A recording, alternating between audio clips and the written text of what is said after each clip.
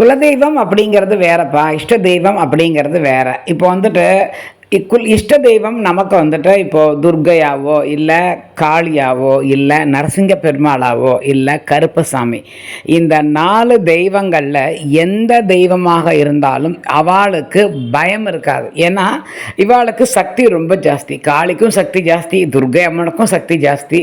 அதுக்கப்புறம் நரசிங்க பெருமாளுக்கு கேட்கவே வேண்டாம். தென் கருப்பசாமி பற்றி எல்லாருக்குமே தெரியும்.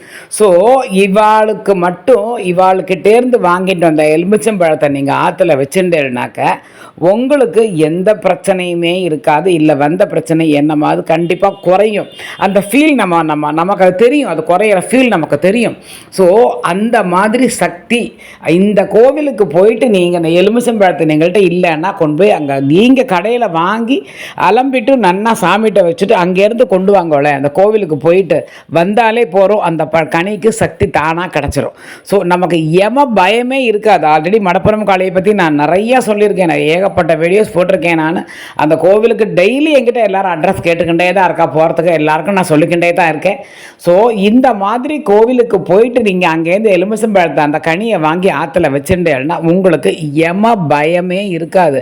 ஏன்னா காளிக்கு அத்தனை சக்தி இருக்குது. ஏன்னா கலியுக தெய்வம் கண்கண்ட தெய்வம்னு சொல்லுவா பார்த்தேளா. ஸோ அந்த மாதிரி நீங்கள் இந்த காளியை வேண்டுண்டேன்னாக்க உங்களுக்கு நல்லது மட்டுமே நடக்கும். ஏதா நமக்கு ஐயோ நம்ம குழந்தை இங்கே போகிறதே, ஐயோ தெய்வமே காப்பாற்றணுமே, நீ தான் அவளை பார்த்துக்கணும்பா, நான் எனக்கு உடம்பு முடியலையே என்ன மாதிரி நீக்கு ஆயிடுமோ, அந்த மாதிரி பயமே நமக்கு இருக்காது.